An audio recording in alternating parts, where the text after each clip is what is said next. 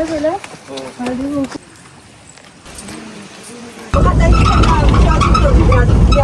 Hello, welcome to my blog. So आज आम्ही सगळेजण चाललो. कुठे चाललोय प्रिन्स?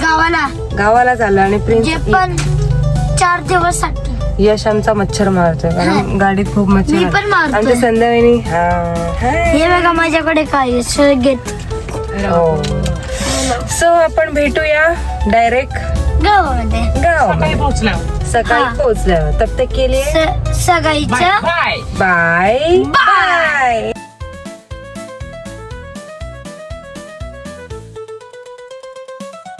सो आम्ही गावी पोचलेलो आहे आणि सकाळी सकाळी आम्ही तयार होतो आहे गावातील देवांच्या दर्शनासाठी, कारण त्यासाठीच आम्ही स्पेशली गावी आलो होतो. सो आम्ही सगळे मस्त घाईघाईत तयारी करतोय की जायचं आता बाहेर लवकर लवकर. सगळेजण आम्हाला बोलतात पटापट पटापट तयारी करा. बाकीची कामं राहिली बाजूला आणि आमचं बघा काय चाललंय परफ्यूम. सो आता आम्ही चाललो आहे गावी. पहिली तर आम्ही जाणार आहे तुकाई. हां, आईने मला तेच सांगितलं. येस, तुकाई तिथे दर्शनासाठी जाणार आहे. कारण जेव्हा पण आपण घरी गोंधळ करायचं ठरवतो तर त्याआधी प्रत्येक वेळी तर गावातील जे देव आहेत त्यांचे दर्शन घेणं, त्यांना नैवेद्य ठेवणं हे खूप गरजेचं असतं. आणि मी आणि वहिनी आम्ही गावातील बायकांसोबत आम्ही तेच करत होतो. हे बघा आम्ही आता पोचलेलो आहे. इथे मी पाण्याचा छोटासा हंडा घेऊन जाते आहे. हंडा नाही बोलता येणार त्याला, आपण जे पण काय आहे ते. सो आम्ही इथे पोचलो आहेत आणि इथे प्रिन्स आणि इथे यशचे तिथे मस्ती चालू आहे, कारण ती लोक बोर होतात अशा टायमिंगला, कारण त्यांना ह्याच्यामध्ये काही मस्ती नाही वाटत. सो त्यांचं काहीतरी वेगळं चालू होतं. यशला मी सांगितलेला व्हिडिओ करायला. हा आहे आमच्या गावातील तलाव, जिथून गावातील सगळ्यांना पाणी जातं आणि या पावसाळ्यात प्रचंड भरतो. आणि आता थंडीमध्ये तर ह्या तलावामुळे इतकं थंड वातावरण असतं ना की खूपच सुंदर वाटतं गावचं वातावरण. इथे आम्ही सगळी तयारी करत होतो कारण आईने नैवेद्य वगैरे दिलेलं. आणि इथे आता नंतर आम्ही बसलो आहे गाडीत. गाडी टमटम बोलतात त्याला. छोटासा ओपन असा ट्रक आहे.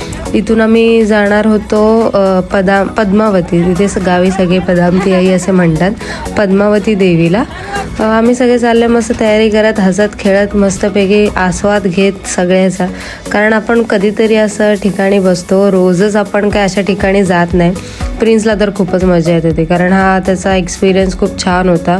आणि इकडचे रस्ते पण खूप छान झालेत. हे इथे आपण पोचलो आहे पद्मावती देवीच्या इथे. असं म्हणतात की वराड, लग्नाचं वराड जेव्हा जात होतं तेव्हा तिथे चोर आले होते आणि ती जी नवरी होती ती ह्या झाडामध्ये लपून बसली होती आणि ती जी लपली ती तिथे गायब झाली. तो सर्वांचं असं म्हणजे गावकऱ्यांचं मान्य आहे की ती जी लपून बसलेली नवरी तीच ती देवी आहे आणि तिचंच ते मंदिर त्या लोकांनी तिथे झाडातच बांधलेलं आहे. जेव्हा पण नवीन नवरा नवरी पहिल्यांदा पाया पडायला येतात तेव्हा इकडे पाया पडायला येणं हे खूपच गरजेचं आहे असं गावकरी मानतात.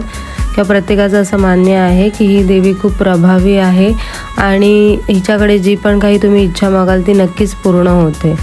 हे आतमध्ये पूर्ण देवीचं मंदिर आहे बघा. पहिलं असं नव्हतं, हे नंतर ह्या लोकांनी व्यवस्थित बांधून घेतलेलं आहे. इकडे नैवेद्य दाखवावं लागतं, देवीची ओटी भरावी लागते. इथे दिवा लावण्यासाठी पण वेगळं तेलाचं त्यांनी ते दगडाचंच बांधलेलं आहे दिवा. सो असं सगळं आहे. तुम्हाला पण हे बघून खूप छान वाटतच असेल नक्की, कारण आम्ही जेव्हा पण गावी येतो तेव्हा पद्मावती आईला पाया पडल्याशिवाय आम्ही जात नाही. सो ही आमची रीत आहे म्हणा किंवा आमची ती परंपरा आहे, आमच्या पूर्वजाकडून आम्हाला मिळालेलं आहे. आणि इथे आईंना येणं शक्य नाही झालं कारण घरी एवढ्या जणांचं जेवण वगैरे करायचं होतं. सो त्याच्यामुळे आईंना इथे येणं काही झालं नाही. त्याच्यामुळे आम्हीच गावातल्या बायकाने आम्ही सगळीजणं इथे आलो होतो. त्यानंतर हे आहे माझ्या हातात आंबील घुगऱ्या असं म्हणतात, ज्वारीचं असतं ते. हे पण टाकणं गरजेचं आहे असं. आता ह्याची पण मला काय फारशी अशी स्टोरी माहिती नाही आहे, पण त्या मला जे सांगतात ते मी करत असते की आपलं जे आपल्यावर जे दुःख आहे किंवा जे आपल्यावरती वाईट काय आहे ते सगळं आपल्यावरतून निघून जाऊ दे असं ह्या सगळ्यासाठी ते सगळं करत असतात. आणि इथे प्रिन्स पुन्हा रागवला कारण त्याला ते करायचं होतं आणि मी त्याला दिलं नाही. तो तर रागवतच असतो.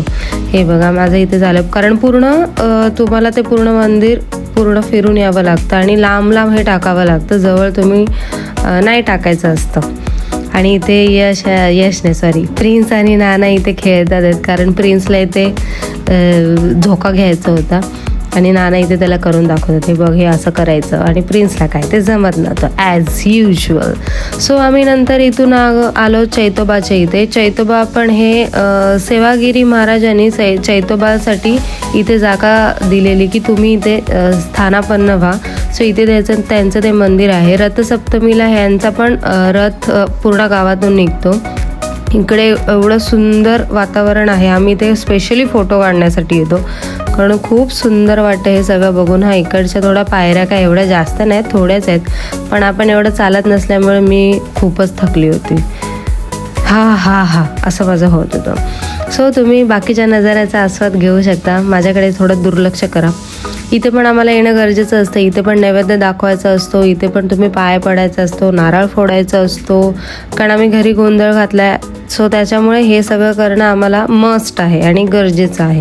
इथे प्रिन्स आणि यशची पण मस्ती चालू आहे. हे इथे आतमधला सगळं देवाचं मंदिर आहे बघा. इथे तुम्ही इथे आतमध्ये शंकराची पिंड आहे, खूप सुंदर आहे, मस्त आहे. इथे तुम्हाला नैवेद्य दाखवावा लागतो, पाणी द्यावं लागतं. सगळ्या ज्या रीतीभाती ज्या गोष्टी आहेत त्या आम्ही व्यवस्थितपणे इथे पाळलेल्या आहेत. इथे बघा आतमध्ये इथे शंकराची पिंड आहे मस्त. इथे कधी आम्ही इथे जात नाही आतमध्ये, पण जायला दिलं ह्यावेळी. इथे यशचं काहीतरी समोर एक आरसा होता त्याच्यामुळे यशचं काहीतरी भलतंच चालू आहे. इथे प्रिन्स आणि यश दोघं पण मस्तीसाठी काय एक नंबर आहे. इथे पण या लोकांची पकडापकडी आणि हे आणि ते चालूच होतं.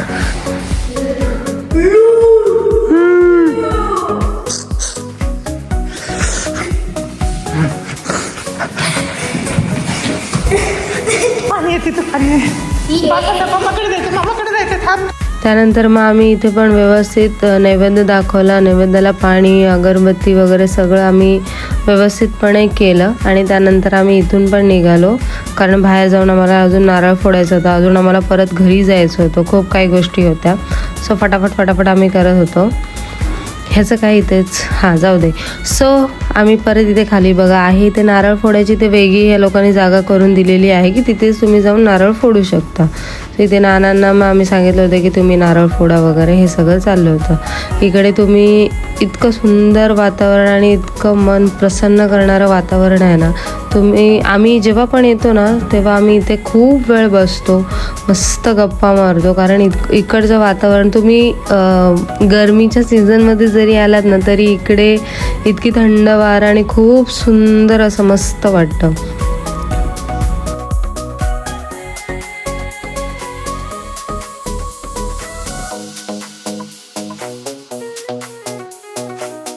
नंतर आम्ही परत आम्ही इथे वाडेत आलो. तिथे आम्ही लक्ष्मी आईला आम्हाला जायचं होतं.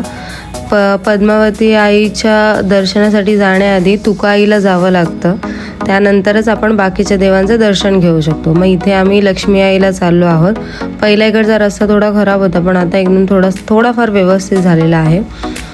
इथे आम्ही सगळीजणं आलो आहे. ते नाना वहिनी सगळीजणं आम्ही मस्तपैकी चालतो आहे. ॲक्च्युली आम्ही खरंच खूप दमलो होतो सकाळपासून, इकडे जा तिकडे जा, पण 3-4 वर्षातून एकदा तर ह्या गोष्टी कराव्याच लागतात. हे बघा आम्ही इथे चढतो आहे. ॲक्च्युली ते साडीमध्ये जमत नव्हतं आणि यश माझी इथे मस्करी करत होता. त्याला काय तेवढंच, त्याला नुसतं मला ट्रोल करायचं असतं कायम. सो जाऊ दे, आपण फोकस करूया. सो इथे आम्ही आलो आणि आम्ही इथे पण नैवेद्य ठेवला, हळदी कुंकू वगैरे सगळं व्यवस्थितपणे केलेलं. इथे प्रिन्सला खूप कंटाळा आला होता. कंटाळा म्हणजे त्याला ॲक्च्युली भूक खूप लागली होती. काय करणार, पण ह्या गोष्टी केल्याशिवाय काही खाता येत नाही. आमचा पण उपवास होता. हे सगळं केल्याच्या नंतर मग इथे पण ओटी भरली, नारळ वगैरे फोडला, सगळ्या गोष्टी एकदम व्यवस्थितपणे पार पाडल्या. पण प्रिन्स आणि यश खूपच वैतागले होते ॲक्च्युली, कारण आमच्यासोबत एवढं फिरून आणि खाणं नाही काय नाही. ह्या लोकांनी नाश्तासुद्धा केला नव्हता, पण ह्या लोकांना सांगेल कोण. इथे प्रिन्स खूपच कंटाळला होता. मी त्याची समजूत काढवते, आता जाऊया आपण घरीच जाणार आहे वगैरे वगैरे वगैरे. इथे नंतर वहिनीने पण हळदी कुंकू लावून अगरबत्ती वगैरे लावलं सगळं व्यवस्थित. इथे पण आम्ही आंबेल घुगऱ्या ज्या असतात ते सगळं केलं. तिथे पण पाणी टाकायचं असतं त्याच्यानंतर मागून, मग ते मी करत होती आणि हे गावातील ज्या बायका आहेत त्या मला गाईड करत होत्या ॲक्च्युली. आलं पाणी. हे मलाई आहे. मलाही आहे पाणी नाही मलाही आहे. हा पाणी. फायनली इथं 4K मध्ये कॅच केलं.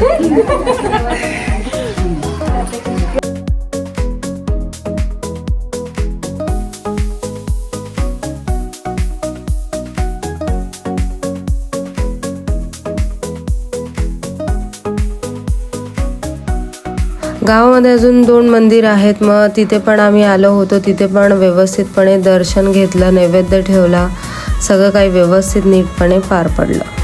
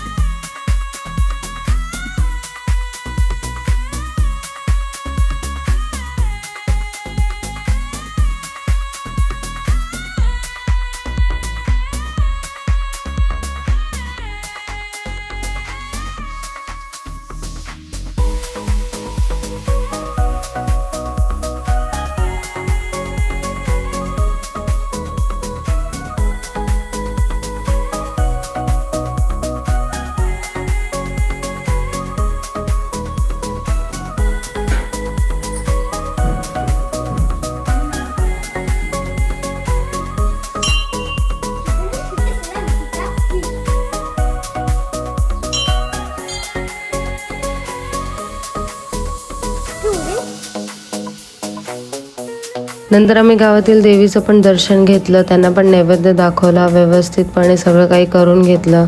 मग मुलांना पण सांगितलं जरा तुम्ही पण पाया वगैरे पडा, जरा तुम्हाला देवी चांगली सद्बुद्धी देईल.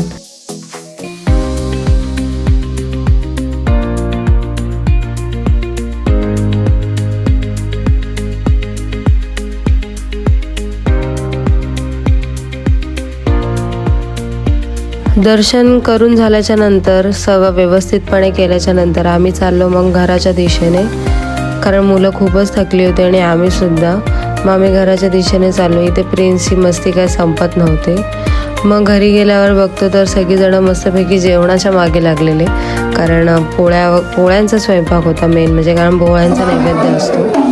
मग इथे जे गोंधळी आम्ही बोलवले होते त्यांनी अगोदरच सगळी तयारी करून ठेवली होती आणि आम्ही गेल्याच्या नंतर मग त्यांनी पूजेला सुरुवात केली.